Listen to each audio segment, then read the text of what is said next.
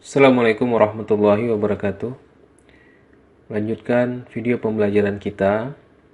Di video kali ini kita akan belajar tentang kerajinan berbasis media campuran. Untuk pengertiannya kalian kan sudah Bapak jelaskan pada pertemuan minggu lalu. Jadi di video kali ini kita akan melihat lebih jelas dan lebih detail tentang apa yang dimaksud dengan kerajinan berbasis media campuran beserta bagian-bagiannya. Yang pertama, prinsip kerajinan berbasis media campuran. Pada minggu lalu kan kita telah ada yang bertanya tentang apa yang dimaksud dengan stilasi dan deformasi. Yang pertama itu stilasi. Stilasi itu adalah menyederhanakan bentuk dengan mengurangi atau menambah bentuk produk dari sebuah kerajinan. Selain itu ada beberapa tahapan perancangan dalam stilasi. Yang pertama, pesan eksplisit pada produk harus jelas, apakah sebagai produk fungsional ataukah sebagai produk hias. Jadi pesan eksplisit ini adalah pesan yang benar-benar disampaikan secara jelas dan nyata, atau yang tampak dari luar.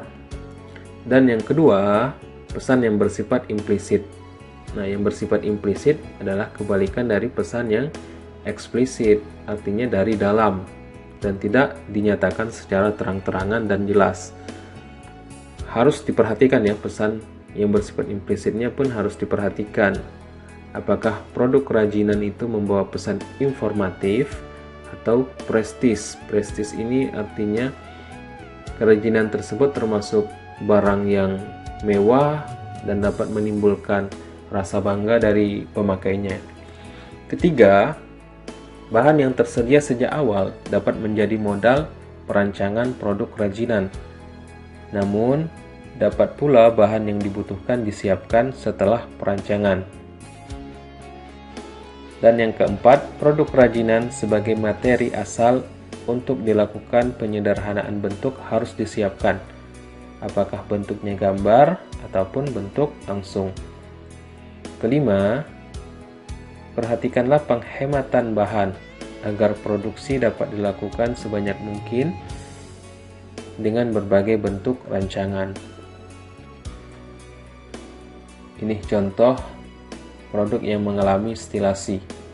Pada awalnya dia merupakan hiasan kepala penari Bali, disederhanakan menjadi sebuah kap lampu dan ditambah dengan kayu dan besi sebagai penyangganya ya. Dan yang kedua yaitu produk hiasan dari rumah keong ini, yang pada awalnya hanya diletakkan biasa saja di meja misalnya atau di tempat-tempat lainnya sebagai hiasan, kemudian ditambahkan bentuknya menjadi tambahan besi sebagai penyangga sehingga bentuknya lebih menarik dan lebih indah,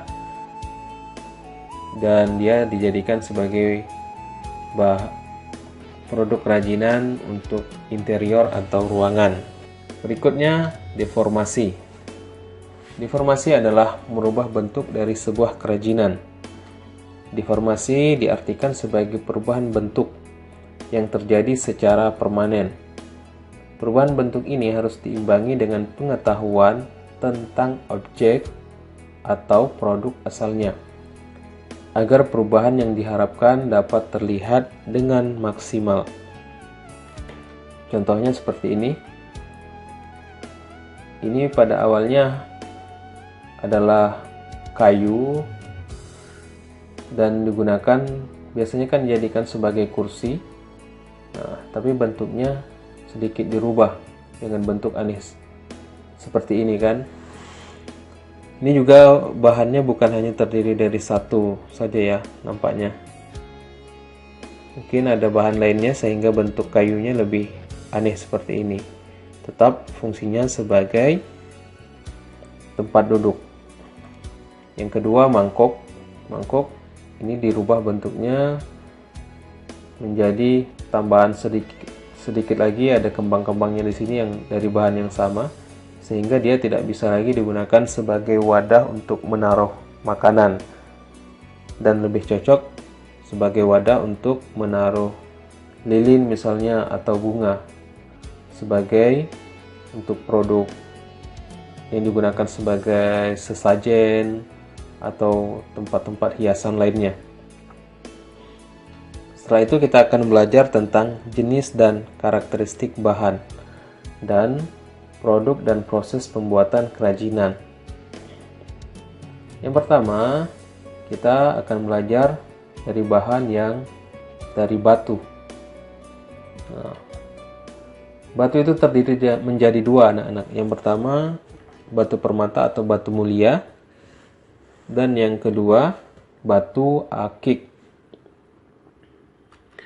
Batu permata sebenarnya adalah sebuah mineral atau batu yang dibentuk dari hasil proses geologi, yang unsurnya terdiri atas satu atau beberapa komponen kimia yang mempunyai harga jual tinggi dan diminati oleh para kolektor. Sebelum dijadikan perhiasan atau kerajinan, batu harus dipoles terlebih dahulu.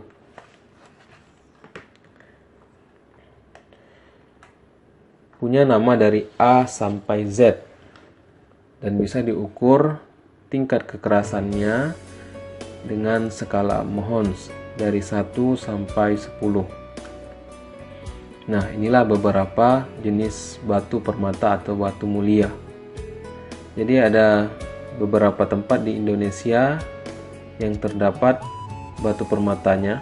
Yang pertama di Banten dengan Kalimanyanya, di Lampung dengan batu jenis anggur yang menawan dan jenis cempaka, dan di Pulau Kalimantan dengan cupungnya atau amites dan intan berlian.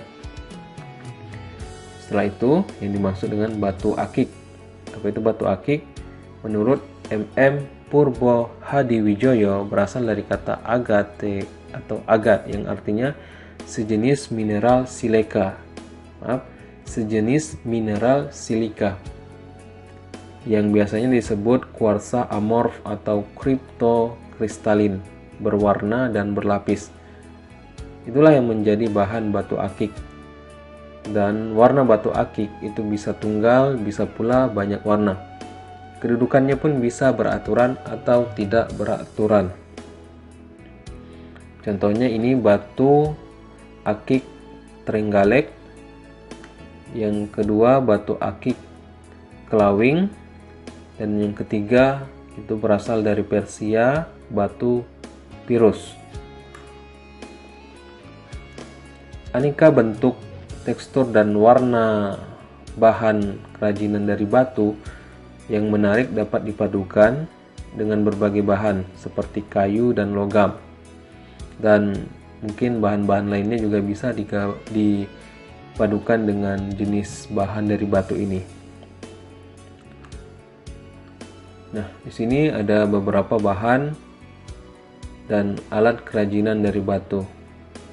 Yang pertama jelas bahannya adalah batu, yang kedua kayu, dan yang ketiga logam. Inilah bahan-bahan yang digunakan untuk membuat kerajinan berbasis media campuran. Yang kedua, alat kerajinan batu. Nah, di sini yang pertama itu adalah ember dan wadah. Yang kedua, penghalus batu, dan yang ketiga, pemecah batu.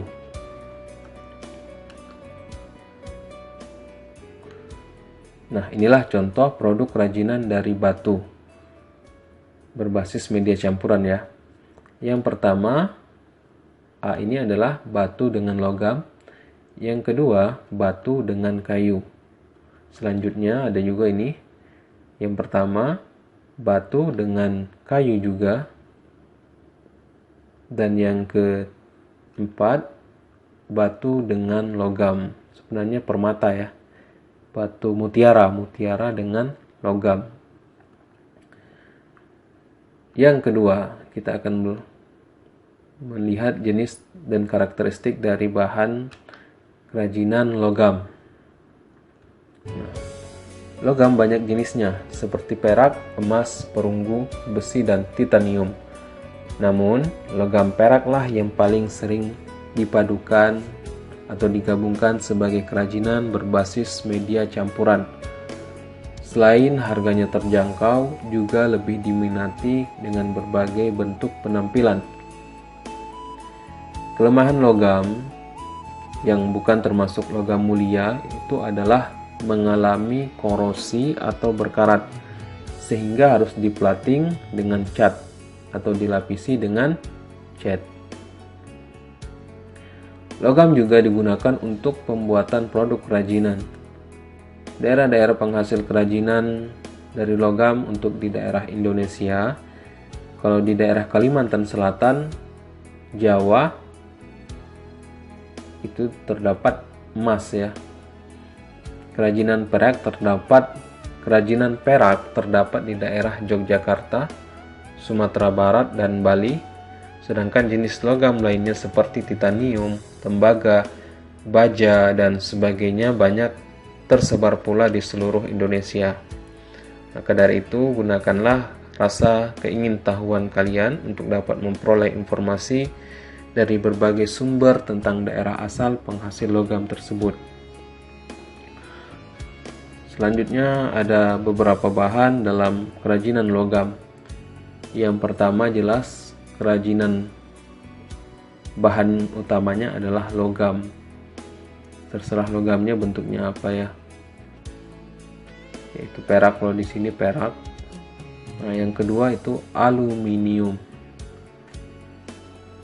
Yang berikutnya adalah alat kerajinan logam. Untuk yang pertama itu alat penggiling logam menjadi plat. Artinya dia bisa membuat logam itu menjadi datar ya. Yang kedua, alat patri atau alat untuk melelehkan logam. Yang ketiga, tang lancip. Dan yang keempat, penjepit. Nah, inilah contoh produk kerajinan dari logam yang telah mengalami gabungan atau campuran dari bahan lainnya. Yang pertama, kalung logam dengan kain sebagai talinya ini. Yang kedua, wadah lilin dari logam dan rangka logam dililit dengan rotan seperti ini. Dan yang ketiga, hiasan. Ini dari logam dengan dipadukan dengan kayu ya.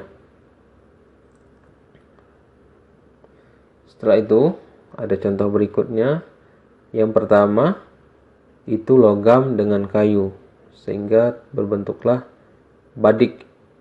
Ini namanya badik, entah badik daerah mana, dan sedikit bentuk yang agak kreatif dan unik ya. Yang kedua, logam dengan batu. Dan yang ketiga, logam dengan kerang. Selanjutnya, bahan kerajinan dari plastik. Plastik itu sangat bermanfaat dalam kehidupan kita, tetapi juga mempunyai bahaya. Apa bahayanya? Seperti masalah sampah plastik yang sudah semakin banyak. Indonesia sendiri itu udah masuk peringkat kedua dunia penghasil sampah plastik ke laut. Dalam setahun sudah mencapai 10,95 juta lembar sampah kantong plastik. Ternyata jumlah ini itu setara 60 kali luas lapangan sepak bola. Banyak jenis plastik, tapi yang paling sering digunakan adalah botol. Plastik sebagian besar itu bisa didaur ulang, tapi ada jenis plastik yang tidak dapat didaur ulang, yaitu namanya resin.